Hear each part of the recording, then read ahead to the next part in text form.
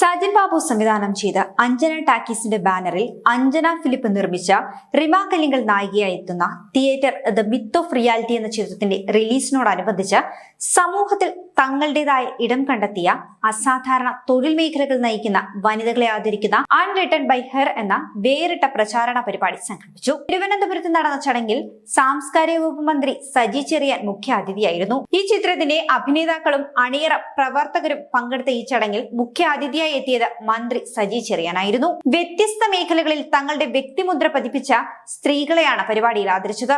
Heavy machinery ഉൾപ്പെടെ 11 തരം വാഹനങ്ങളുടെ ലൈസൻസ് ഉള്ള 73-കാരി രാധാമണിയമ്മ, ഇന്ത്യയിലെ ഏറ്റവും പ്രായം കുറഞ്ഞ മേയർ തിരുവനന്തപുരത്തെ ആര്യ രാജേന്ദ്രൻ, 18 അടി നീളമുള്ള രാജവെമ്പാലയെ ഉൾപ്പെടെ 800-ലധികം പാമ്പുകളെ രക്ഷിച്ച കേരളത്തിലെ ഏക വനിതാ സ്നേക്ക് റെസ്ക്യൂവറും ബീറ്റ് ഫോറസ്റ്റ് ഓഫീസറുമായ GS Roshni, Miss Trans Global 2021 വിജയിയായ ശ്രുതി സിത്താര, കൂടാതെ തന്നെ സംസ്ഥാനത്തുടനീളം വീടുകളിലെ പ്ലാസ്റ്റിക് മാലിന്യം ശേഖരിക്കാനും സംസ്കരിക്കാനുമായി അക്ഷീണം പ്രവർത്തിക്കുന്ന ഹരിതകർമ്മ സേനാംഗങ്ങൾ എന്നിവരാണ് ആദരം ഏറ്റുവാങ്ങിയത്.